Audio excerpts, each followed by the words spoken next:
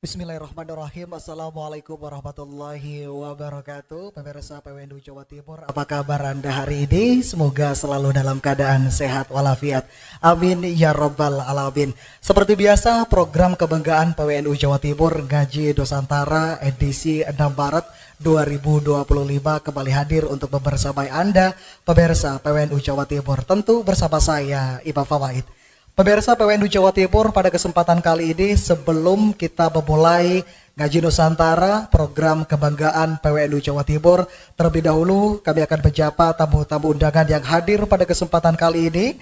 Yang kami hormati Kiai Haji Insinyur Fakih selaku Sekretaris PWNU Jawa Timur, terima kasih sudah hadir.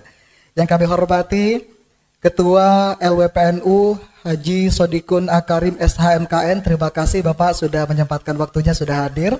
Yang kami hormati pula Ketua Lazisno Haji Ahmad Afif Amrullah SHIMEI, terima kasih sudah menyempatkan hadir. Dan juga adik-adik sekalian yang sudah hadir pada kesempatan kali ini. Apa kabar adik-adik sekalian? Baik? Alhamdulillah. Puasanya gimana? Lancar? Benar lancar seharian full? Masya Allah, tabarakallah. Hadirin dan juga pemirsa dimanapun Anda berada, tentu pada kesempatan kali ini Ramadan adalah momentum terbaik untuk dapat bisa meningkatkan ketakwaan kita kepada Allah Subhanahu wa taala dengan cara menebar senyum dan juga kebaikan. Tentu berbagi kebaikan salah satunya adalah dengan cara zakat atau bahkan juga wakaf. Untuk dapat bisa meningkatkan literasi kita terkait dengan zakat maupun juga wakaf, kita sudah menghadirkan narasumber yang luar biasa pada kesempatan kali ini. Beliau adalah Bapak Dr. Asep Heri SHMH selaku Panglima Wakaf dari Jawa Timur dan juga Kepala Kantor Wilayah Badan Pertahanan Nasional Provinsi Jawa Timur. Terima kasih Bapak. Baik, Assalamualaikum Bapak Asep, apa kabar hari ini? Waalaikumsalam. Oke. Waalaikumsalam warahmatullahi wabarakatuh. Puasanya gimana Pak Asep? Alhamdulillah. Lancar ya? Lancar, sehat. Baik, terima kasih Pak Asep sudah menyempatkan waktunya untuk hadir. Dan tentu narasumber yang kedua, pemirsa PWNU Jawa Timur yang kami hormati, Bapak Haji Khairul Rozikin MPD selaku Wakil Ketua Lazisno Lembaga Amil Zakat Infak dan Sedekah Nadatul Ulama. Assalamualaikum Bapak. Waalaikumsalam warahmatullahi Masya wabarakatuh. Allah, gimana puasanya hari ini lancar? Alhamdulillah. Sibuk semangat, banget ya, semangat. Ya. Masih tinggal berapa hari lagi nih, lama sekali. Masih panjang. Panjang ya. Sibuk banget kayaknya ya. Bunda, ya sibuk itu dinikmati. Tapi kayaknya lebih sibuk Pak Asep ya.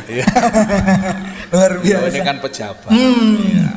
Jenengan juga pejabat tapi di Nahdlatul Ulama. Waduh, terima kasih Bapak ya, sudah menyempatkan hadir pada kesempatan kali ini. Baik pemirsa PWNU Jawa Timur dan juga hadirin yang hadir pada kesempatan kali ini, kita akan mendengarkan terlebih dahulu dari narasumber yang pertama, dari Bapak Asep Heri ya. Baik, nah boleh. Baik, kira-kira ini Bapak Asep ini baru 1 bulan ya menjabat. Betul. Sebagai Kepala Kanwil BPN Provinsi Jawa Timur, betul? Betul. Kita akan tanya-tanya sedikit dulu ya. Kira-kira program utamanya apa dan seperti apa sinerginya dengan Nahdlatul Ulama? Baik, silakan Bapak. Baik, terima kasih yang sama-sama kita hormati, tadami seluruh kiai yang hadir. Mohon maaf tidak bisa menyapa satu persatu. Ini orang tua kami ini.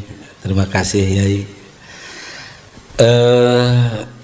Terima kasih kepada sahabat-sahabat yang telah mengundang kami ke sini, di mana momentum Ramadan penuh cinta, saatnya peduli kepada sesama.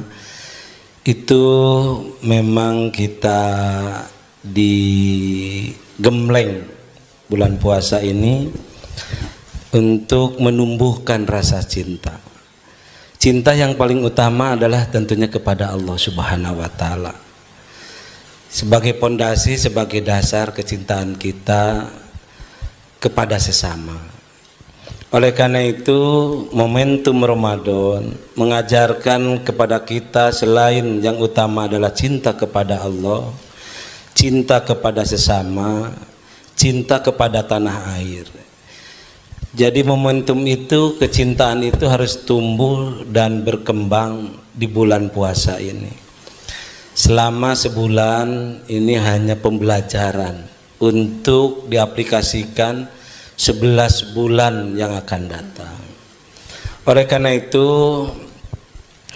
kita di dalam bulan Ramadan ada beberapa program unggulan sebagai pelaksanaan atau wujud nyata dari kecintaan kita kepada Allah. Yang pertama ya kita ada kajian-kajian mengenai keilmuan agama. Ba'da duhur kita melaksanakan kultum-kultum, menjaga mungkin yang dulu jarang berjamaah sholat duhur asar karena kesibukan, kita sekarang tingkatkan untuk lebih cinta kepada Allah dalam rangka memakmurkan.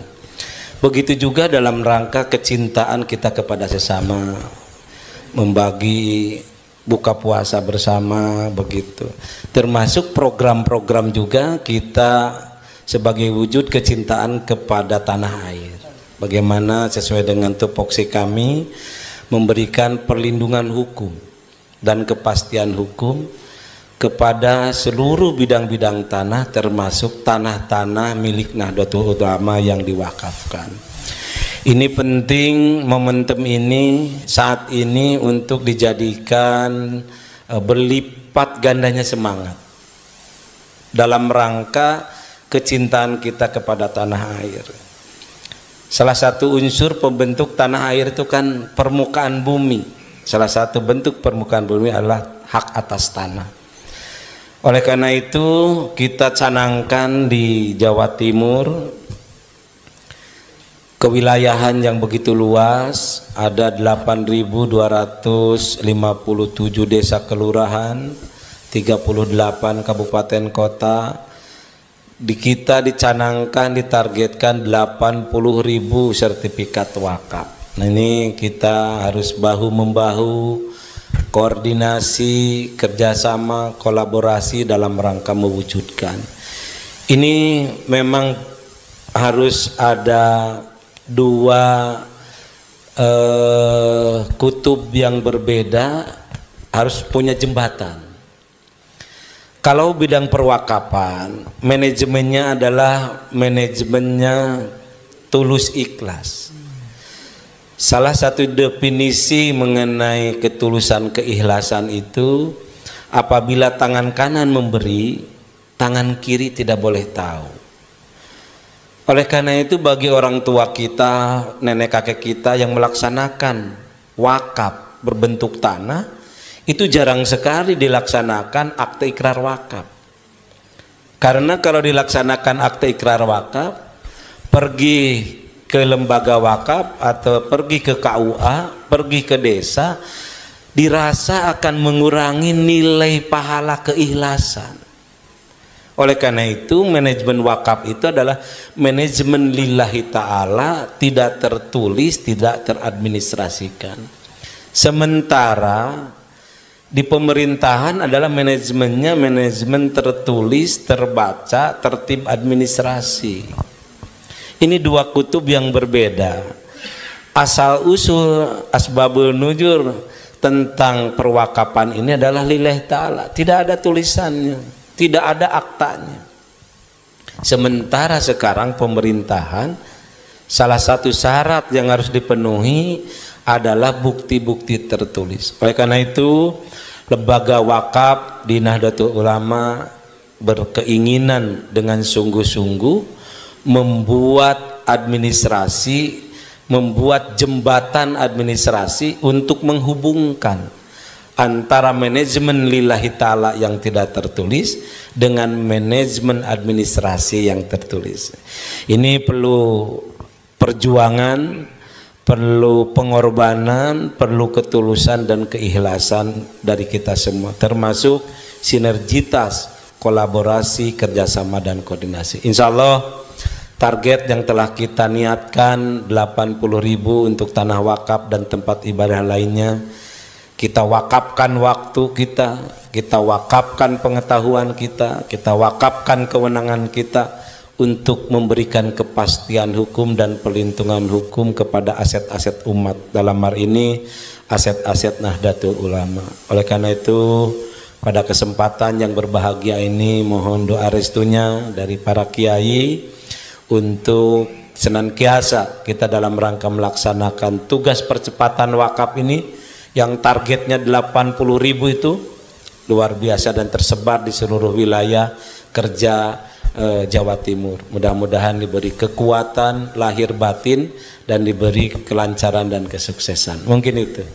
Kira-kira sejauh ini dalam upaya percepatan sertifikasi wakaf atau tanah itu mengalami kendala atau tidak? Kalau misalkan mengalami kendala, kira-kira cara mengatasinya seperti apa, Bapak? Ya, yang kita rasakan memang banyak dinamikanya. Yang pertama yaitu tadi bahwa kita membuat klasterisasi, Yai. Bukti-bukti tanah wakaf itu kalau diklasterisasikan kan minimal ada 4. Satu, bukti-bukti kepemilikan tanah wakaf itu yang lengkap. Itu persentasenya cukup kecil. Yang kedua, bukti-bukti kepemilikan wakaf itu adalah yang tidak lengkap. Jadi kebutuhan persyaratan mungkin 10, baru ada 6, maka kurang lengkap. Yang ketiga, bukti kepemilikan tanah wakaf itu malah yang tidak ada. Tidak ada bukti kepemilikan wakafnya, tidak dibuatkan akte ikrar wakafnya. Malah ada juga yang mewakafkan namanya wakif telah meninggal dunia. Sementara dokumen-dokumen kepemilikan wakif itu masih atas nama dia. Itu kan persoalan-persoalan. Yang ketiga itu yang bermasalah walaupun kecil nih kasuistis. Jadi bukti kepemilikan wakaf itu ada yang lengkap, tidak lengkap, tidak ada yang bermasalah. Nah, kita ingin mendorong 2025 ini kita target itu tahun 2025 yang 80.000 kita dorong klaster 1 dan klaster 2. Bukti kepemilikan wakaf yang lengkap, yang tidak lengkap. Oleh karena itu nanti untuk membahas yang klaster ketiga yang tidak ada sama yang bermasalah, kita harus membentuk tim gabungan, tim khusus kepada pusat, karena ini adalah perlu kebijakan. Bagaimana PB nanti duduk bersama dengan Kementerian ATR BPN untuk diapakan ini tanah-tanah wakaf yang tidak punya kepemilikannya, tetapi pada saat mendaftar sertifikat wakaf diperlukan bukti-bukti kepemilikan. Berarti kita harus rumuskan surat apa yang bisa jadikan dasar untuk diterbitkan sertifikat wakaf. Kalau memang yang bermasalah, mungkin nanti kita akan lakukan mediasi, akan lakukan musyawarah. Nah, harapan kita jadi pensertifikatan wakaf itu kita sudah bikin strategis, Yai. Mudah-mudahan ini sudah jalan, walaupun belum punya pola dan belum punya bentuk. Kita membuat strategi sensus tanah wakaf dan tempat-tempat ibadah lainnya. Makna sensus adalah bagaimana mendata bidang per bidang, masjid, musola, pesantren dan lain sebagainya, dari bidang ke bidang, dari RT ke RT, dari RW ke RW, dari desa ke desa, dari kabupaten ke kabupaten. Seluruhnya kita akan sensus sebaran tanah wakaf yang ada di Jawa Timur, khususnya yang punya Nahdlatul Ulama kita fokus sementara ini. Termasuk Muhammadiyah juga ada, nanti dengan gereja, tempat-tempat ibadah lainnya. Kita akan kerjakan semua 80.000 itu, dan ini perlu betul-betul kerja keras, kerja tuntas, kerja ikhlas, dan memang perlu kerja bersama di antara kita bersama. Kalau tidak ya Sampai kapan? Sampai kapan tanah wakaf kita, tanah umat ini? Gitu. Pertanyaannya begini, ini ada anekdot begitu atau ada survei kecil-kecilan. Konon katanya luas tanah wakaf Nahdlatul Ulama di Jawa Timur itu apabila dibandingkan dengan luasan negara Singapura itu masih luasan tanah wakaf Nahdlatul Ulama. Yang menjadi bahan renungan buat kita adalah kenapa sampai hari ini belum memberikan dampak manfaat kepada umat. Tentunya Pak Kanwi, saya selaku generasi muda Nahdlatul Ulama akan menjawab itu. Diawali dengan sensus. Setelah selesai sensus diklasterisasi berkas-berkas menjadi 4 klaster.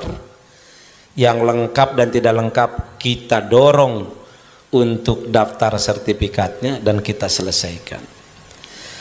Tahun 2025 ini adalah mencari bentuk, mencari pola, mencari cara. Oleh karena itu pejuang-pejuang wakaf ini harus jangan lelah untuk memberikan kecintaan kepada NU. Salah satu bentuk kecintaan kepada NU adalah dengan mewakafkan waktu, mewakafkan kewenangan, mewakafkan uang untuk bagaimana menuntaskan 100% tanah-tanah wakaf milik NU itu selesai. Begitu. Jadi ya dinamikanya seperti itu, tantangannya seperti itu dari segi persyaratan, dari segi bukti-bukti kepemilikan. Hambatan lain juga baik di internal gitu. Kita itu sering kita berdiskusi tanda kutip kurang fokus, kurang serius. Itu. Oleh karena itu mohon doanya Yai, bagaimana kita semua biar fokus serius di tahun 2025 sampai 2026 itu menyelesaikan. Kita harus nawaitu yang kuat bahwa tahun 2025 bulan puasa ini jadi momentum untuk kita bersama bagaimana koordinasi, bagaimana kolaborasi, bagaimana kerjasama untuk menyelesaikan tanah-tanah umat ini. Tidak ada pilihan. Kalau tidak sekarang mau kapan lagi? Kalau tidak kita mau siapa lagi? Yang kedua, setelah tadi ada pertanyaan, kenapa belum memberikan dampak kemanfaatan kepada umat? Yang kedua, kita harus punya target.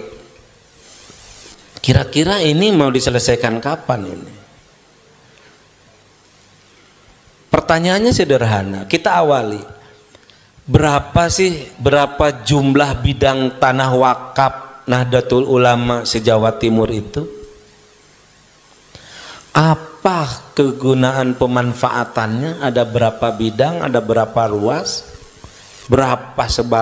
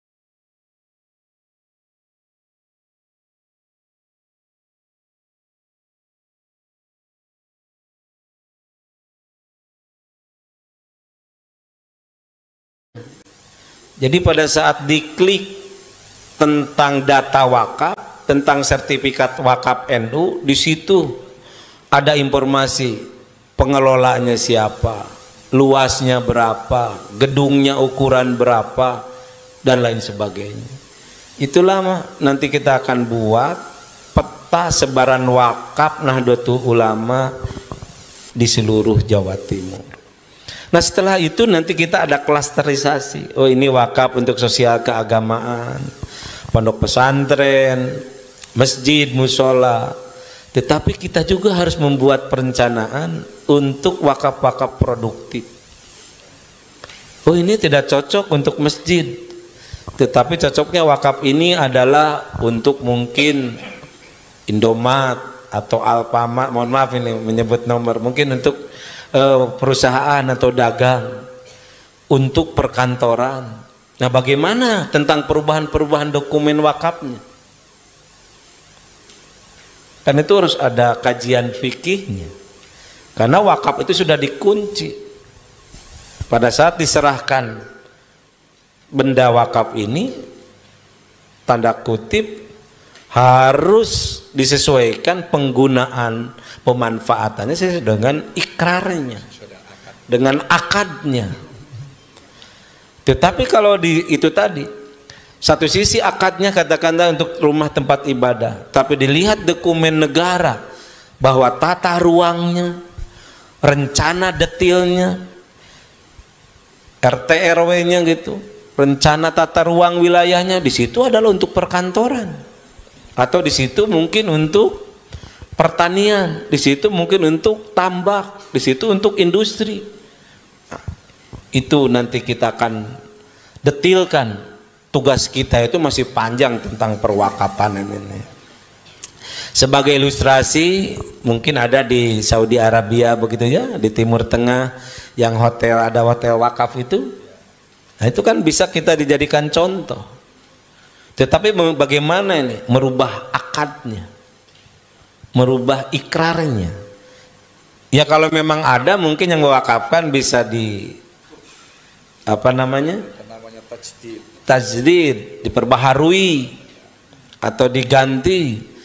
Tapi kalau memang sudah wafat, berarti kita tajidnya di mana tuh? Di kuburan. Oh, ke ahli warisnya gitu. Ahli warisnya ada berapa? Itu kan pekerjaan-pekerjaan kita yang harus kita selesaikan. Oleh karena itu kami atau saya sudah didaulat oleh Yai itu jadi panglima wakaf nih ya. Cukup berat ini. Cukup berat jadi panglima wakaf. Ya karena saya sebagai santri jadi bukan selaku kakanwi, ya sami'na wa ata'na. Sami'na wa ata'na, taat dan patuh. Termasuk di sini kami gemeter itu ada Yai sepuh, nggak pantas saya duduk di sini. Ya karena diperintah Yai, usamina wato. Nah, jangankan suruh di sini kultum atau apa paparan mengenai perwakafan. Kalau disuruh kiai, suruh kecebur sungai pun kecebur sungai. Kebetulan di sungainya ada yang mandi. Ini namanya gitu santri itu samina wato. Karena Pak Kanwi atau saya tidak bisa dipisahkan dengan para kiai, para ulama santri itu. Santri dan ulama itu ya seperti hutan sama harimau.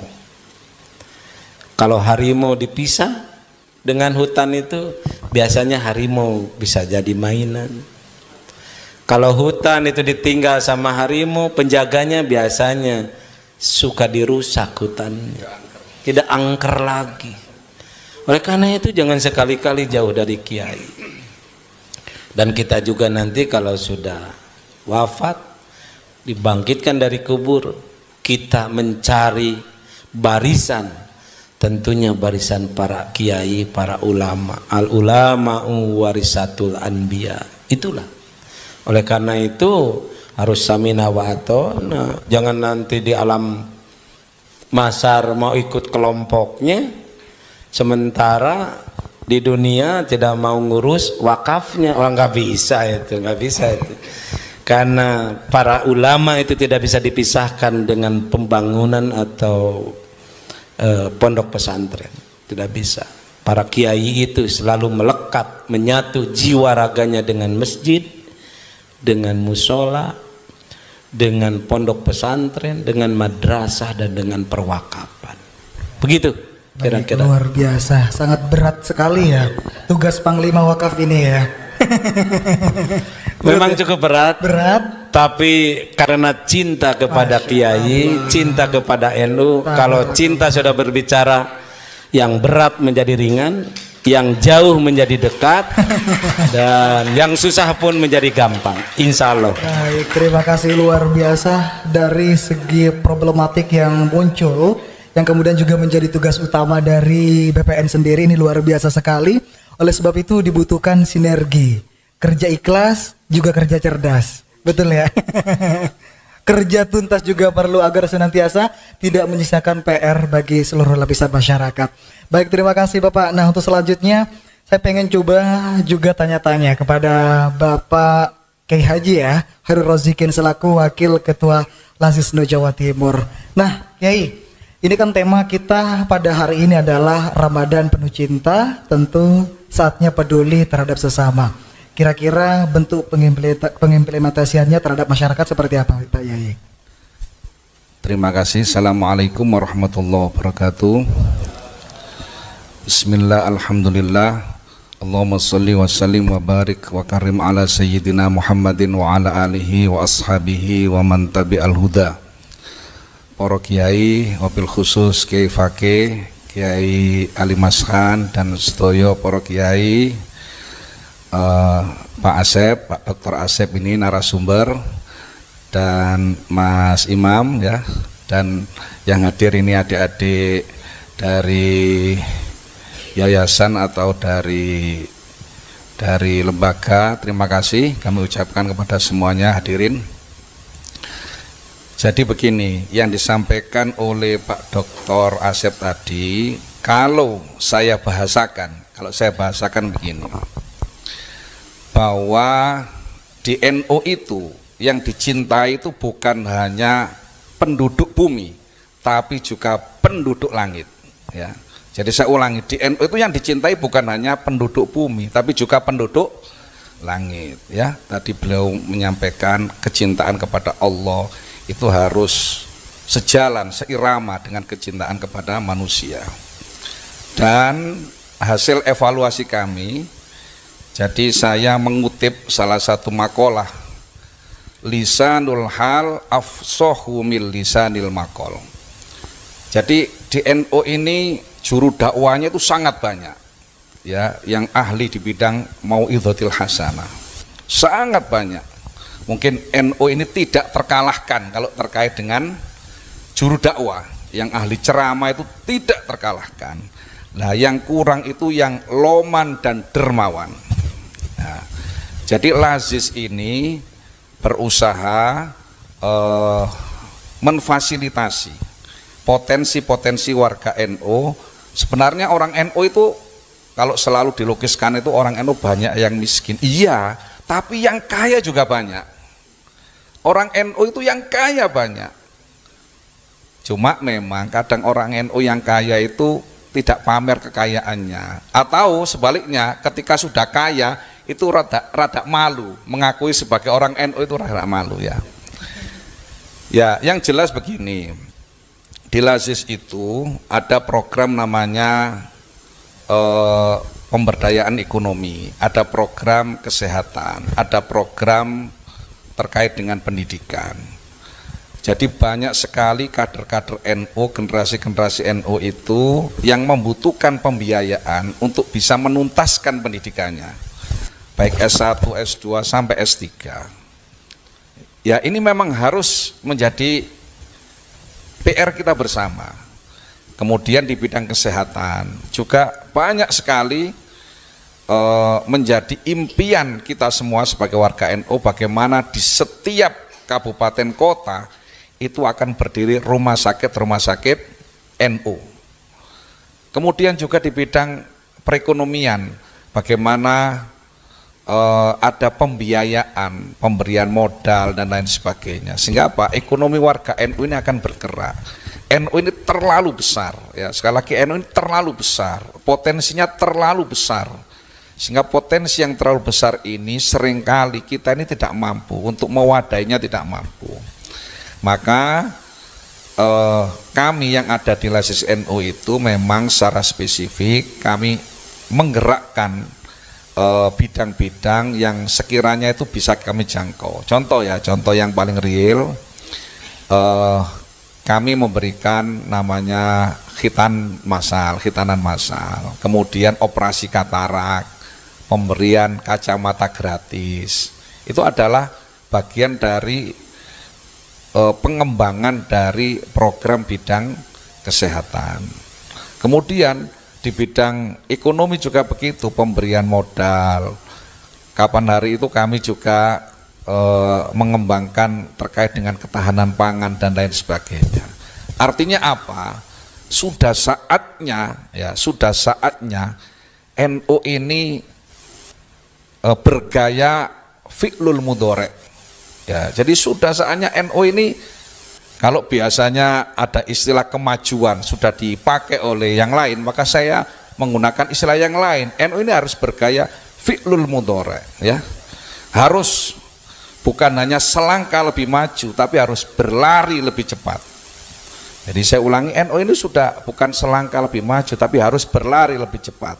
Meskipun yang disampaikan oleh Pak Dr. Asep tadi, ruwetnya bagaimana model perwakafan yang tidak tertulis, yang tidak ada dokumen dan lain sebagainya. Tapi PR-PR seperti itu tidak akan terselesaikan kalau kita tidak memulainya saat ini. Sama, Lazis itu juga begitu. Ada program koinisasi. Ketika program koinisasi ini bisa berjalan, maka akan ada kemandirian ekonomi. Dan kita tidak perlu kemudian, mohon maaf, dalam tanda kutip, kita datang kemudian mengajukan proposal dan lain sebagainya. Program koinisasi ini memang belum maksimal. Ketika bisa kita maksimalkan, itu potensinya luar biasa. Bukan hanya Lazis yang bisa bergerak, bahkan NU-nya juga akan bergerak. Ya, semua elemen akan bergerak. Ya, oleh sebab itu sekali lagi memang ini PR besar kita semuanya. Yang mana PR besar ini akan terselesaikan dengan kekompakan dan kesolidan kita. Jadi kalau kita ini kompak, solid, bersinergi, seirama, sejalan, tidak ada yang tidak bisa terselesaikan. Jadi kata kuncinya seperti itu, Mas, ya. Dan itu adalah wujud dari rasa cinta. Cinta itu kalau kita hubungkan dengan Ramadan, ya, Ramadan itu, cinta itu aktif. Cinta itu memberikan energi, power, kekuatan. Itu namanya cinta. Jadi cinta itu bukan, kalau Ramadan itu tidur aja ibadah, itu bukan cinta. Jadi ketika kita mengekspresikan cinta, cinta itu adalah bagaimana kita aktif, bagaimana kita produktif, itu cinta. Nah, jadi begitu. Lah, bagaimana cinta kita kepada Allah itu memberikan asar, memberikan efek, dampak cinta kepada sesama. Saya gambarkan begini. Seringkali kita itu mencari Allah hanya di atas sajadah, berkomunikasi dengan Allah hanya di musola, di masjid, di atas sajadah. Padahal Allah itu bisa kita jumpai di rumah-rumah kaum fakir miskin, kaum du'afa, yatim piatu yang butuh uluran tangan kita. Dan itulah hakikat cinta yang sebenarnya. Ya. Jadi bagaimana ketakwaan kita yang dibentuk oleh Ramadan bukan hanya ketakwaan yang bersifat individual, private, tapi juga berdampak sosial, ketakwaan sosial. Jadi seperti itu, Mas, ya. Kira-kira kalau misalkan ditanya terkait dengan tugas Lazis NU ini, dampaknya atau manfaatnya terhadap kalangan Nahdlatul Ulama atau Nahdliyin, atau justru kepada masyarakat luas yang membutuhkan, Bapak? Yang jelas seluruh program dari Lazis NU ini ya program real yang berdampak sosial. Bahkan kalau program Lazis ini sukses, ini seluruh bidang yang ada di NU, bahkan NU-nya sendiri itu akan sukses, merasakan dampaknya. Maka kami yang ada di Lazis ini sudah sepakat, saya sebagai wakil ketua dengan Gus Afif dan kawan-kawan semuanya, di tahun ini kami itu mentargetkan, ya namanya target ya, kami ini mentargetkan dalam setahun itu bisa mencapai 2 triliun. Nah, itu target yang menurut orang lain itu mungkin mimpi, ya mungkin mimpi, tapi ya itu tadi itu menjadi semangat kita semua, kita merasa tersemangati. Lah dari situlah kita ini punya energi yang luar biasa untuk bagaimana mewujudkan impian-impian itu, bagaimana Lazisnu ini nanti bisa mensupport seluruh lembaga yang ada di NU, bahkan NU-nya sendiri. Juga ya. Masyarakat luar di. Oh iya jelas, gitu ya. Karena apa? Masyarakat secara umum yang bukan Muhammadiyah itu adalah NU. Pokoknya yang bukan Muhammadiyah itu ya NU. Nah itu begitu ya. Ya. Luar biasa ya Bang. Iya. Jadi dampaknya sangat luas begitu ya. Yang bukan Muhammadiyah adalah NU. Iya. Jadi kalau ada masjid tidak ada label Muhammadiyahnya, ya masjidnya NU ya. Baik, luar biasa. Nah, kalau berbicara terkait dengan Lazisnu ini kan luar biasa pekerjaannya. Ya. Juga sebenarnya bukan cuma BPN saja yang pekerjaannya berat. Ya. Lazisnu juga lumayan berat. Ini kan bulan suci Ramadan yang dimana memiliki peran sentral dalam pemberdayaan bantuan sosial, terutama zakat. Kira-kira penyaluran zakat itu biar tepat sasaran bagaimana prosesnya Bapak? Yang jelas kami itu kan ngurusi mulai dari perencanaan, pengumpulan sampai dengan penyaluran ya, zakat, infak, sodako ya. Dan Ramadan ini menjadi momentum ya, momentum, dan saya yakin kami yang ada di Lazis itu berusaha bekerja secara profesional dan amanah. Jadi sampai saja suatu hari itu Gus Afif bilang begini, kalau saya itu mau menggunakan uang Lazis, saya sudah kaya raya. Loh iya, sudah, kalau pengurus Lazis itu menggunakan uang Lazis itu sudah kaya raya. Jadi karena uang Lazis itu ditasarufkan, kemudian didistribusikan, karena itu menjadi amanah, kita melaksanakan secara profesional, maka apa? Semuanya bisa merasakan, ya, merasakan dampaknya. Jadi yang sekarang sedang kita garap itu adalah bagaimana kita sudah nanti akan berusaha masuk kepada zakat-zakat yang produktif, ya, bukan kemudian dapat habis selesai, bukan begitu. Seperti yang disampaikan oleh Pak Dr. Asep tadi, bagaimana wakaf itu juga produktif. Lah bagaimana zakat, infak, sedekah itu juga nanti berdampak ekonomi dan produktif, ya, produktif. Sehingga apa? Warga NU itu tidak kemudian terus dikasih makan saja, ya, tapi harus diberdayakan, ya. Saya yakin potensinya warga NU ini luar biasa, ya. Kalau diberi kesempatan pasti bisa. Dan tadi itu akan dulu, ya mohon maaf dulu, kalau kita berpikir orang NU itu tidak mungkin bisa punya rumah sakit, punya lembaga pendidikan yang bagus, rasanya tidak mungkin. Tapi sekarang rumah sakit NU sudah mulai tumbuh, dibangun di mana-mana, lembaga-lembaga pendidikan NU. Nah, ini harus menjadi cita-cita bersama, bagaimana di setiap kabupaten kota Jawa Timur khususnya itu ada rumah sakit NU, ada lembaga pendidikan NU yang bagus. Kalau dulu pendidikan itu selalu dihentikan dengan Muhammadiyah dan lain sebagainya. Nah, ini juga menjadi PR bagi kami yang ada di Lazis. Karena apa? Lazis ini urusannya adalah dengan tadi, urusan dengan zakat, infak, sodako, mungkin urusan dengan CSR dan lain sebagainya. Lah, yang kami pikirkan itu bukan hanya sekedar kami ini dapat mentasarufkan habis, tapi bagaimana ini produktif sehingga apa? Terus berkembang. Nah, jadi seperti itu. Waduh, luar biasa juga ya. Terima kasih, tepuk tangan dulu dong.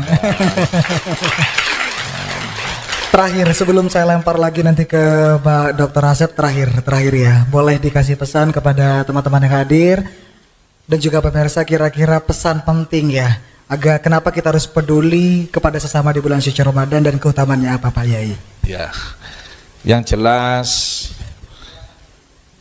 kami berpesan kepada semuanya, saatnya kita sebagai warga NU itu menjadi pemain, bukan menjadi penonton. Ya, jadi untuk jadi pemain itu tentu kita ini harus siap berkorban. Dan warga NU itu insya Allah, dan saya yakin sekali warga NU itu menggerakkannya itu mudah. Yang menjadi PR besar kita itu adalah mengompakkan. Kalau menggerakkan itu mudah, mengompakkan ini susah. Kalau warga NU bisa bergerak dengan kompak, dengan solid, potensinya luar biasa. Contoh yang saya sampaikan tadi, tidak usah yang besar-besar, tidak usah. Terkait dengan koin ini loh ya, koinisasi. Kalau itu efektif, mulai dari tingkat ranting, mulai dari tingkat MWC sampai PC ke atas itu efektif, itu memberikan dampak yang sangat luar biasa. Baik PB, baik PW, ke bawah itu semuanya akan bergerak. Jadi itu, maka sekali lagi saya ingin sampaikan, mari mindset kita itu kita setting kembali. Mindset senang menerima, mindset berharap. Lah mindset itu harus kita rubah, mindset memberi, mindset senang berkorban, mindset tampil di depan. Lah mindset itulah yang harus sekarang ini menjiwai kita sebagai warga NU. Ya, terima kasih. Baik, terima kasih Pak Kiai Khairul Rozikin yang sudah berkenan hadir menyampaikan materi yang luar biasa. Tepuk tangan sekali lagi hadirin sekalian. Terima kasih Pak Yai. Terakhir saya pengen tanya kepada Bapak Asep Heri sebagai Panglima Wakaf yang sangat berat sekali kayaknya bebannya. Luar biasa sekali. Kira-kira Bapak, tadi kalau misalkan kita melihat terkait dengan problematika yang terjadi di tengah masyarakat, kemudian banyak sekali hal-hal yang menjadi kendala besar dan dibutuhkan sinergi kerjasama dari berbagai pihak. Kira-kira cara yang paling ampuh agar masyarakat itu bisa dengan mudah melakukan wakaf ke lembaga wakaf Pertahanan Nahdlatul Ulama seperti apa Bapak? Baik, terima kasih. Cinta adalah kekuatan. Cinta adalah pengorbanan. Kita ingin mengajak kepada semuanya, Ramadan menjadi momentum untuk menumbuh kembangkan rasa cinta kita kepada agama, bangsa dan sesama. Dawuh Rasul, keimanan seseorang belumlah utuh hingga ia menanamkan cinta di hatinya, mencintai saudaranya sebagaimana ia mencintai dirinya sendiri, tanpa iri, tanpa dengki, tapi terus bersemi ketulusan dan keikhlasan. Mindset yang harus dirubah tentang hambatan, kendala, perwakapan dan lain sebagainya.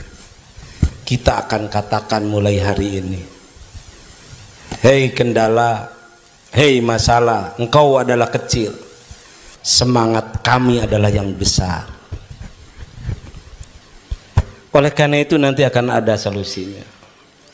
Yang kedua, mari kita bangun kehebatan-kehebatan di bulan Ramadan ini menjadi kehebatan-kehebatan pribadi.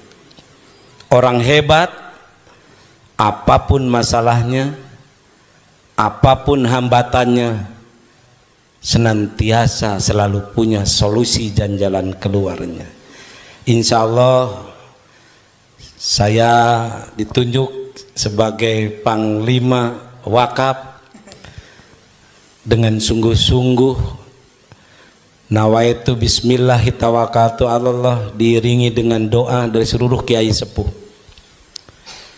Kita tanamkan bahwa kita adalah generasi hebat, kita tanamkan bahwa kita adalah kecintaan kepada Nahdlatul Ulama, kepada bangsa agama. Insyaallah mulai besok sebesar apapun hambatannya, seberat apapun hambatannya, karena kita sudah cinta, akan terasa ringan dan terasa mudah. Dan insyaallah Allah akan memberikan kemudahan, kekuatan dan kesuksesan. Mungkin itu. Sekali lagi salam takdim, salam hormat buat para kiai semuanya yang ada di Jawa Timur, di Indonesia.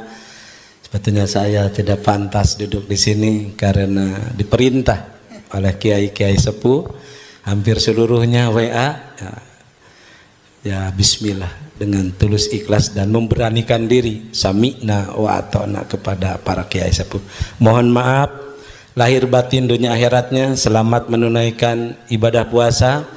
Mudah-mudahan ibadah puasa yang telah dilaksanakan diterima oleh Allah, yang sedang dikerjakan diberi kekuatan, dan yang akan dikerjakan ke depan dibimbing, dirahmati dan diridhoi oleh Allah Subhanahu wa taala.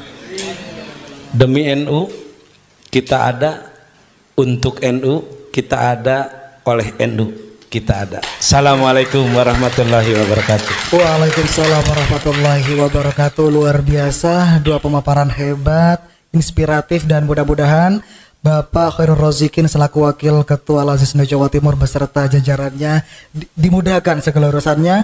Dan tentu kami juga berharap mudah-mudahan Bapak Dr. Haji Asep Heri yang sebagai Panglima Wakaf sekaligus Kepala BPN Jawa Timur dipermudahkan segala urusannya, dapat bisa menyelesaikan problematika yang terjadi di lapangan. Sekali lagi kami mengucapkan terima kasih Bapak.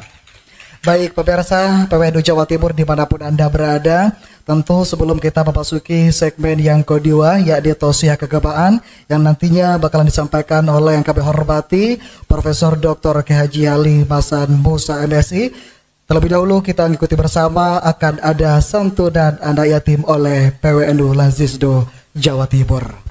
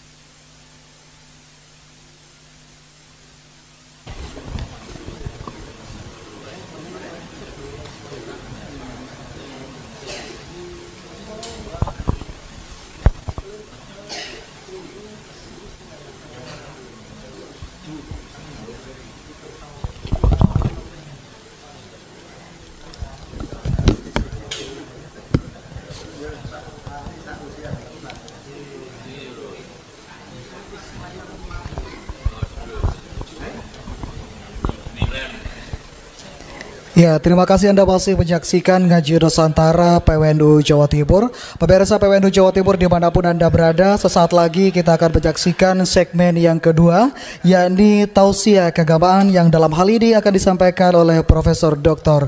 Kiai Haji Ali Basan Musa MSI. Kepadanya kami persilakan.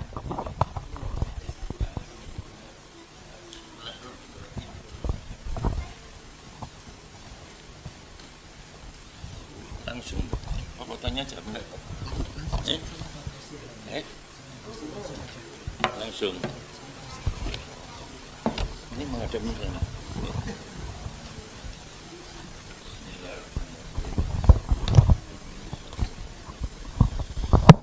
Assalamualaikum warahmatullahi wabarakatuh. Alhamdulillah wassalatu wassalamu ala rasulillah wa ala alihi wa sahbihi wa man ba'd. Yang kita hormati para senior. Yang paling senior ini Pak Kiai Irhas ini ya. Pariono paling senior. Dan terutama adik-adik semua ya.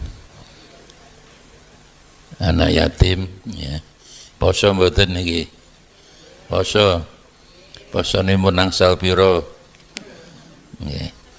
Alhamdulillah, yang penting semua mudah-mudahan sehat walafiat. Karena Nabi dawuh sumu tasihhu, dan sehat itu harus lahir batin, dan insya Allah dengan puasa kita menjadi tenang. Tenang itu di atasnya bahagia. Saya agak beda pendapat. Orang Islam tidak boleh mencari kebahagiaan di dunia ini, dosa. Nabi dawuh dulu jangan pernah mencari kesenangan dan kebahagiaan di dunia ini, carilah ketenangan. Semua kata bahagia, kata senang itu menerangkan di akhirat ya. Selama ini kita salah kaprah. Jadi kata as-sa'adah, kata masyurur itu menerangkan di akhirat. Saudara sekalian, ada buku yang baru 24 Februari kemarin dirilis guru besar psikologi di Toronto, Kanada, bahwa orang mencari kebahagiaan itu tidak akan mendapatkan. Jadi global well-being. Jadi apa yang dijauhkan Kanjeng Nabi 1460 tahun lalu berarti benar. Jadi jangan pernah mencari kesenangan di dunia ini, carilah ketenangan. Nah, selama ini NU pun mulai salah kaprah mengartikan hasanah juga bahagia, itu salah. Fid dunya hasanah wa fil akhirati diartikan bahagia itu ora oleh.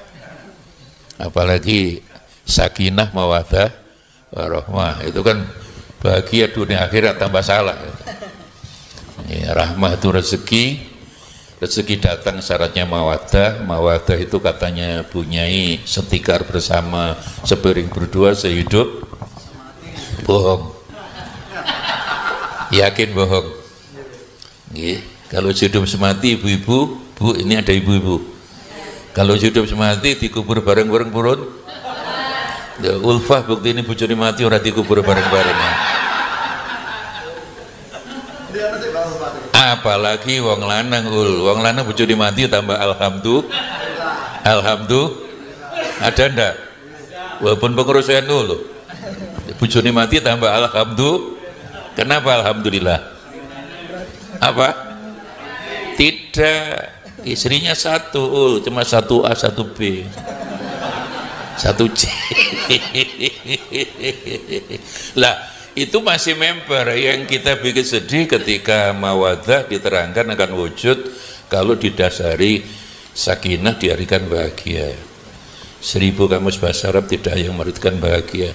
Sakana ilah itu bertempat tinggal, sakana ilah itu tenang, sakana fi bertempat tinggal.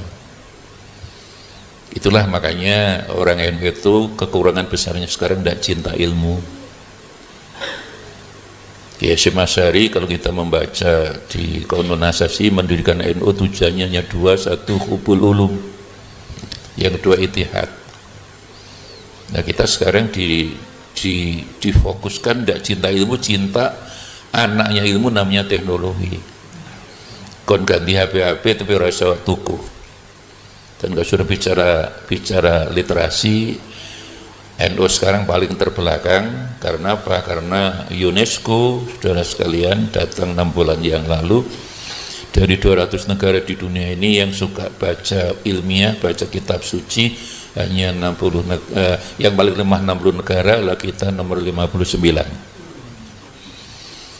NU besar karena suka baca Kiai Hasyim Asy'ari, walaupun sakit keras masih baca tafsir, baca hadis. Nah, sekarang dibaca HP. Yarfa'illahu ladzina amanu minkum waladzina utul ilma. Kata derajat itu munasabahnya dengan ilmu, bukan dengan iman. Artinya menurut Gusti Allah ilmu derajatnya lebih tinggi daripada iman. Inilah makanya mudah-mudahan bulan puasa ini betul sehat walafiat, karena kita dididik untuk lebih ingat Allah. Ala bidzikrillah tatmainnul qulub. Sekali lagi 1460 tahun yang lalu Nabi sudah dawuh jangan lan itu tidak akan pernah, jangan pernah mencari kesenangan di dunia ini, jangan pernah mencari kebahagiaan di dunia ini. Kebahagiaan di dunia ini kalau cepat datang cepat pergi, karena kita ini abir sabil, mampir ngombe lewat. Carilah ketenangan. Nah ketenangan itu di atasnya bahagia. Dan sekali lagi alhamdulillah kemarin profesor dari Toronto Kanada menerbitkan yang hasil penelitian Applied of Psychology between health and well-being, yang kesimpulannya paradox of well-being. Orang semakin mencari kebahagiaan tidak akan mendapatkan, melelahkan. Lah orang NU sekarang cari bahagia dengan cara apa? Umroh bulan Ramadan dosa yo. Umroh 4 kali, oke aja umroh bola-balik, ini dasarnya apa? Haji sekali, haji 2 kali itu bid'ah menurut saya. Saya beda pendapat loh ya. Lu hajinya sekali aja nih. Ada hadis, wong bendino poso, bengi maksudipun nggak tahu turu. Sembayang, tahajud, maca Quran, tapi tonggone gak mangan di jarun wae, dilaporin Kanjeng Nabi. Apa dong orang itu haram masuk surga? Islam itu rahmatan lil amin, itu kesalahan sosial, bukan kesalahan pribadi. Orang mau bolak-balik kan golek seneng awake dhewe. Ndak bisa dong. Bentuk kiai harus disalahno. Ini ngaji tenanan nih, serius. Loh, surat Al-Hasr ayat 9 sampai tak buka tafsirnya tadi. Wa yusiruna ala anfusihim walau kana bihim khassasah. Ini kan cerita orang muhajir, orang Ansor yang walaupun dia butuh, kalau orang Mekah butuh diberikan. Jadi walau kana bihim khassasah. Jadi ketika orang-orang muhajirin datang kan tidak gawa apa Pak Irhas. Umar makanya diikhokkan dengan Aban bin Malik, Kharijah bin Zuhair dengan Abu Bakar, Ja'far bin Abi Thalib dengan Mu'ad bin Jabal, anak Madinah yang pinter itu. Tapi Aban misalnya celok Umar, konco sampean dulurku iku kebun kurmaku 10, separuh sampean, separuh aku. Tokoku 10, 5 sampean, 5 aku. Untukku swidak, separuh sampean, separuh aku. Bojoku juga lebih 1, pilih salah satu. Baru turun ayat tidak boleh. Bahkan ketika penafsiran surat Al-Hasr ayat 9 ini, anna rajulan ya'ti bihi dhaifun walam yakun indahu illa kutu wa kutus sibyanihi. Jadi ada tamu orang muhajirin datang kepada orang Ansor. Lah padahal orang Ansor ini ya gak duwe, ya melarat. Makanan hanya untuk dirinya dan bayinya. Akhirnya laki-laki tadi akhirnya matur, faqala limratihi nawimi asfiyah. Nggih wahai istriku, nggih bayimu tidurkan. Wa atfis sirat, dan matikan lampu. Wa qarribi lidhaif ma indaki. Semua makanan untuk kami dan untuk bayi berikan pada orang-orang muhajirin itu. Itulah walubim khososo. Itulah Islam rahmatan lil alamin, bukan kesalahan pribadi. Maka saya berpendapat kaji ping pindho bid'ah, kullu bid'atin dolalah. Itu contohnya sekali berkali-kali, kecuali petugas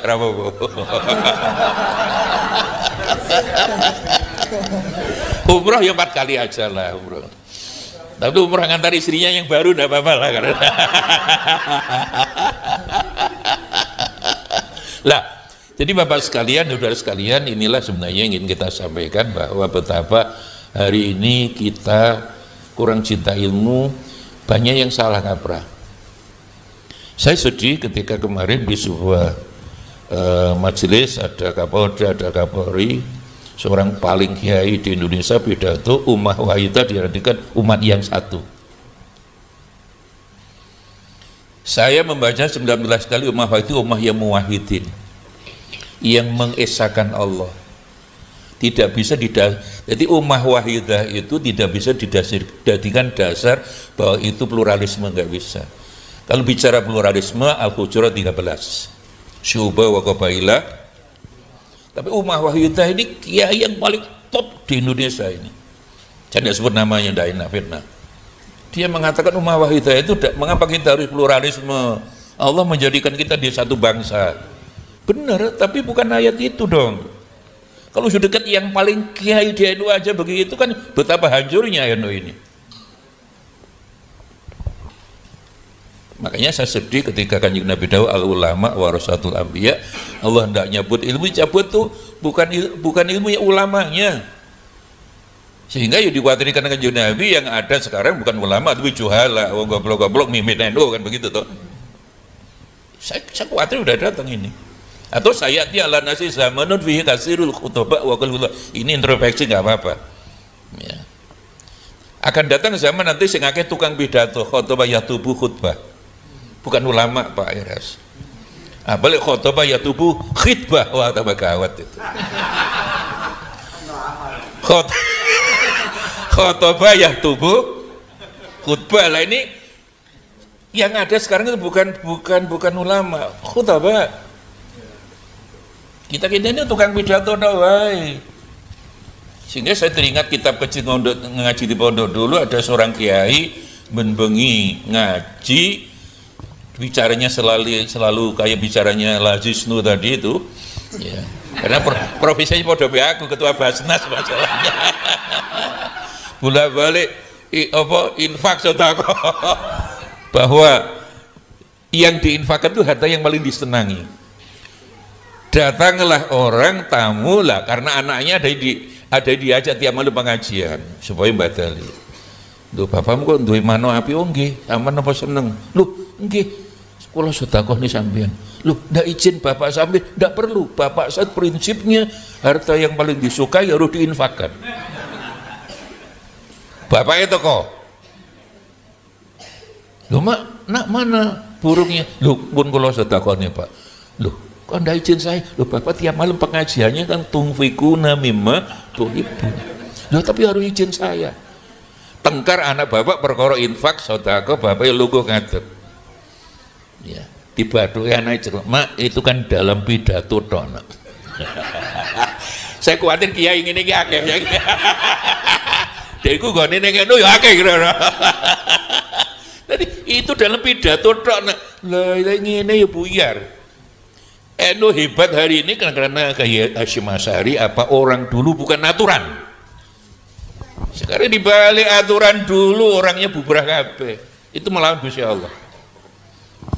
Kanjeng Nabi itu masih integritasnya jelas, orangnya humble. Kanjeng Nabi tidur pakai tikar. Malu loh kita. Dan itu nganyam sendiri loh. Berkali-kali Kanjeng Nabi itu misalnya punya uang, ada orang tidak bisa makan, diberikan semua. Itu persis Gus Dur dulu waktu di Al-Azhar begitu. Dan Nabi kok lapar, ya pakai ikat pinggang isinya kerikil kan. Kisah seperti itu kan berkali-kali. Terus Umar bin Khattab ya nih singkat dulu. Kanjeng Nabi itu suara nopo dibuka, ikat pinggang sini kerikil dirangkul.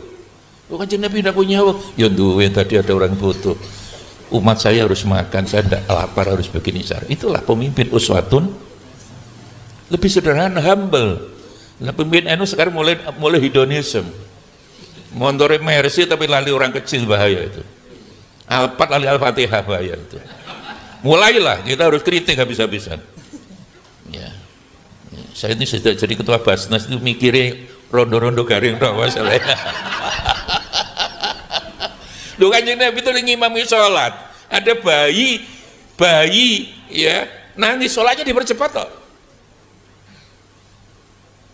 Nah, kita kan pacet tahu pun pura seno sholatnya cepat, wong sing diwaca pacet kudu Allahu ahad. Ganti-ganti ina atau ina gak usah. Mau coba langsung dicek keliru hati ini. Lah, jadi ada hadis qudsi misalnya, hadis qudsi. Nabi pernah ditanya, sholat yang diterima Allah? Iya, sholat ketika di luar sholat dia menyantuni anak yatim, fakir miskin dan armalah.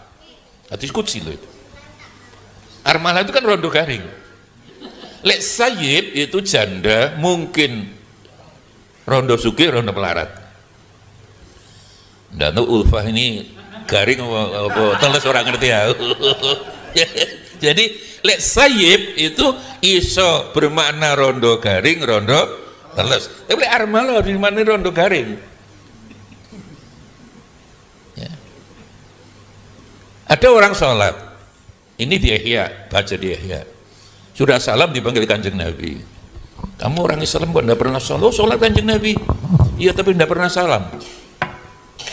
Loh, sampun Kanjeng Nabi.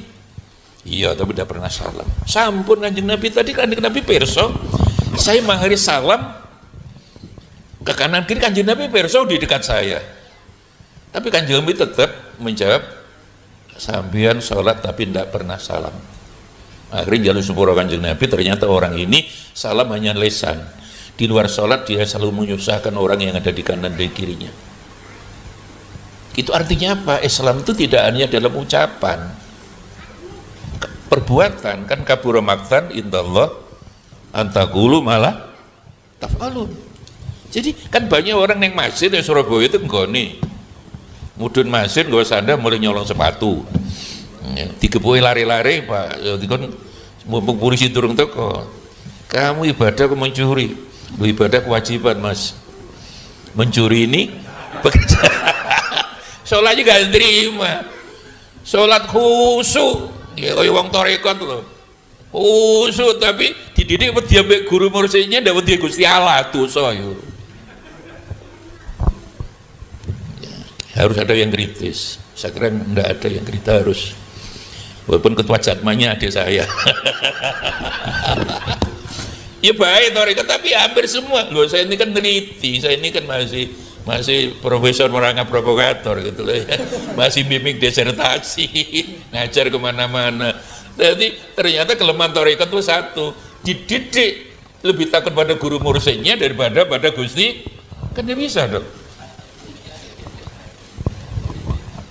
Inilah sebenarnya masa depan NU itu tergantung apakah kiainya betul-betul aliman abidan zahidan warian yariful masalih, yang hari-hari ini telah mengalami degradasi. Poso yang ngono, poso itu kan ditutup dengan zakat fitrah. Kalau tidak fitrah, poso ini juga ditolak Allah. Itu menggambarkan betapa tidak boleh sombong terhadap urusan-urusan kemanusiaan. Ini jarang-jarang disampaikan. Satu ayat bicara hablum minallah itu gandengannya 100 ayat bicara hablum minannas. Ini banyak orang tidak tahu, sekarang tidak suka baca semua. Kemarin Stanford University datang Indonesia lagi sama Arizona State, penelitiannya kualitatif, hasilnya sama Pak, bahwa orang dosa itu 0,001. Dari 1000 orang dosa yang suka baca buku ilmiah, baca ayat suci hanya 1 orang, termasuk dosen kampus. Makanya ada sholat bahagia, barang itu kan tidak boleh. Sholat kebahagiaan itu tidak boleh, kan syirik, tidak boleh. Sholat lillahi ta'ala. Apalagi poso digulai swarga merah oleh. Itulah rahasianya mengatakan nas'aluka ridhoka wa jannah wa naudubika. Itu kan surat Al-Ahqaf ayat 15. Rabbi auzi'ni an asykura ni'mataka allati an'amta 'alayya wa 'ala walidayya wa an amal salihan tardahu. Jadi puasa ini amalnya ibadahnya Gusti Allah. Fa innahu li. Dan doa ini hanya di Indonesia. Oh, Indonesia itu luar biasa. Ya kan cucu Rasulullah langsung Sunan Ampel kan salah satu hikmahnya perdebatan nasab itu kan orang menjadi jelas bahwa Wali Songo itu betul-betul duriah Rasulullah. Dulu yang mulai tidak percaya akhirnya sangat percaya, contohnya Umar Yama. Umar Yama ini tidak percaya Wali Songo biar. Bareng saya ini DNA-nya nyambung Sunan Gunung Jati, mati-matian melawan Habib Rizik. Pada biar bolone. Tapi tukaran nih rong tahun gak waras-waras, tidak suka saya. Tidak suka. Jadi itulah makanya saudara sekalian, lewat majelis ini saya ingin ngajak teman-teman baca-baca. Saya tadi sudah matur Pak Kiai, saya paling senior ini. Umur podo 69 tahun. Zaitun sudah naimun, sudah perjuangan hidup. Kecuali ada yang baru lagi. Jadi di sini baca kitab, dunia disertasi, pagi baca kitab, pagi baca ihya, uripe baca kitab, baca kemarin Sapien 700 halaman itu. Yang saya kira mengatakan matur Pak Asep tadi, apa? Islam 4550 itu menyesatkan. Ya kembali aja teknologi canggih itu aja. Itu tujuan mereka adalah nanti bukan hanya apa itu kecerdasan buatan, kecerdasan palsu. Itu nanti nyawa buatan. Kan something impossible, nggak mungkin. Nggak mungkin itu. Ya. Jadi kita ini kembali pada ilmu. Jadi 0,001. Jadi dari orang dosa yang suka baca buku, baca kitab. Ya. Makanya saya ini santrinya Kiai Imron terus terang ya. Sepedaan Pansel dari sepanjang ke IAIN dan goblok saya dulu tahun 75 itu lewat Kedurus Pak. Baliknya IAIN balik. Pesen nih ngaji. Boy uripmu ngaji. Ya, tidurnya setelah subuh gitu. Saya itu lihat dari Kiai Imron dulu ngaji itu ke Jawa Tengah itu tidurnya setelah subuh. Maka saya buat dalil sekarang orang Islam itu tidak boleh tidur setelah subuh kecuali kiai. Loh iya, belum enak.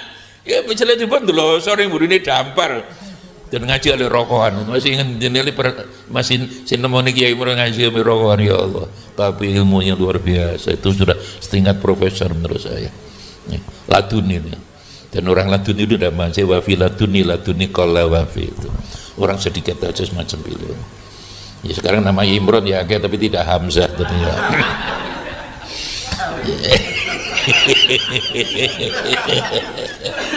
Oh masalah ini ngaji nunggu waktu sampai jam berapa?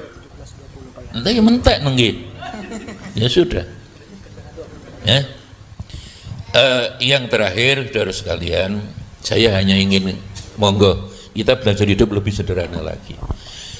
Di Quran itu kata dunia 115, kata akhirat juga 115 sama. Itu artinya dunia diurus serius, akhirat serius. Tapi bedanya kalau akhirat sering ditambah dar. Wabtaghi fima taqdarul akhirah wala tansa nasibaka. Mengapa? Karena dunia bukan rumah kita.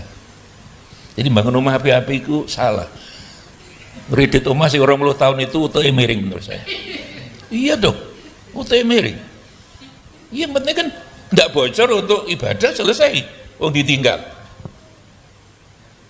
Dan dar itu rumah, bukan negara. Maka Darul Islam dirikan negara Islam itu ya goblok teman-teman itu. Islamis itu kan Darul Islam. Dar itu rumah. Darul akhirah, rumah kita di akhirah. Makanya Nabi hidupnya sederhana kan itu. Dan yang terakhir yang ingin kami sampaikan dari semua apapun malih balik insyaallah. Kalau endo tidak menurut insyaallah hancur. Karena apa? Sejak zaman ini maka kita besar. Mama tinggal 5%, kita 65%, 60%. Karena dulu itu orang dulu. Integritasnya jelas. Baru diberi aturan. Sekarang ada PKP, bejat KB percuma berdoa. Ya si Mas sudah ada PKP apa besar? Karena integritasnya jelas. Sekarang kan PBNU kan aturan loh, tapi aturan hanya untuk nyerimpeti uang, tidak bisa itu. Loh, Gusti Allah itu Nabi turun, internet jelas, orangnya humble, tanggung jawab, amanah, sitik, amanah, baru diberi ayat. Nah, sekarang enggak, aturan lah, orangnya tidak pernah dididik, akhlaknya gimana? Maka hancurnya itu kan 20 tahun yang akan datang itu yang dosa orang-orang kita sekarang. Dan saya sudah ngomong, saya nggak dosa lah pokoknya. Sampai Al-Quran lah pokoknya. Allahumma sholli ala sayyidina Muhammad. Saya kira itu dari sekalian, makanya monggo ya. Yang terakhir ini saya mau mengingat, saya baca masalah ini. Innallaha yughayyiru ma biqaumin hatta yughayyiru bi anfusihim, itu tidak boleh dijadikan ayat untuk motivasi. Itu ayat harus bersyukur. Ma di situ kan dijadikan nasib, tidak bisa. Di Quran ayat itu ditafsirkan dengan An-Nahl 53, dzalika bi anna lam yakum mughayyirun ni'matan annama liqaumin hatta yughayyiru. Jadi tidak boleh menafsirkan kalau sudah kiai, kalau CI penuh apa-apa lah. Ini kiai bahwa innallaha yughayyiru ma biqaumin hatta yughayyiru, bahwa kita tidak, ini nasib, tidak bisa. Kalau sudah setingkat kiai masih tidak mau tafsir yang benar gimana? Saya baca tafsir yang betul Ar-Ra'd sebelah sini, ma di situ ternyata bukan nasib, adalah nikmat, karena ayat itu ditafsirkan dengan Al-Anfal 53. Dzalika bi'annallah lam yakum mughayyiran ni'matan, kan redaksinya modo annala qaumin kata yughayyiru kata tawaruku syukra ya. Ini pentingnya tambah tua oleh ngaji terus ya, ternyata ya penting ilmunya. Ilmunya akeh ini neng dindi payu ngaji tadi ya. Lari saya panjat nolak udah jabatan nolak udah. Lah inilah monggo koreksi ini bukan apa-apa, monggo semua harus koreksi dalam diri kita sendiri untuk kebesaran NU. Kiai Symasari, Kiai Wahab, Kiai semua itu ilmuwan besar, hidupnya ilmu kayak Imam Syafi'i. Kami ingin yang hadir di sini apapun jabatannya sampean, monggo lah kita tidak usah dulu jabatan di NU di mana, nah, insya Allah dengan mengabdi di NU, insya Allah, tapi tetap kubul ulum wal ittihad, insya Allah bareng-bareng lupus surga Kiai Symasari. Asyhadu an la ilaha illallah astaghfirullah nas'aluka ridhaka wal jannah wa na'udzubika min sakhati wan nar. Asyhadu an la ilaha illallah astaghfirullah nas'aluka ridhaka wal jannah wa na'udzubika min sakhati wan nar. Allahumma innaka afuwun karim tuhibbul afwa fa'fu ya karim. Wassalamualaikum warahmatullahi wabarakatuh. Waalaikumsalam warahmatullahi ta'ala wabarakatuh. Luar biasa, terima kasih kami haturkan, terima kasih kepada Profesor Dr. Haji Ali Hasan Musa Besi yang sudah berkenan menyampaikan tausiah keagamaan pada kesempatan kali ini. Hadirin dan juga pemirsa PWNU Jawa Timur, sebagai bentuk informasi bahwa dalam rangka Ngaji Nusantara pada kesempatan kali ini kami menyediakan buka puasa sebanyak 100 porsi persembahan dari Lazisdo. Dan bagi Bapak Ibu hadirin yang hadir pada kesempatan kali ini yang mau berdonasi bisa langsung ke stand utama atau bisa melalui barcode. Hadirin dan juga pemirsa, baik hadirin pemirsa PWNU Jawa Timur dimanapun Anda berada, demikian Ngaji Nusantara edisi kali ini. Saya Imam Fawaid pamit undur diri. Wallahul muwaffiq wal aqwamit thoriq. Wassalamualaikum warahmatullahi wabarakatuh. Kirim aku ya nanti.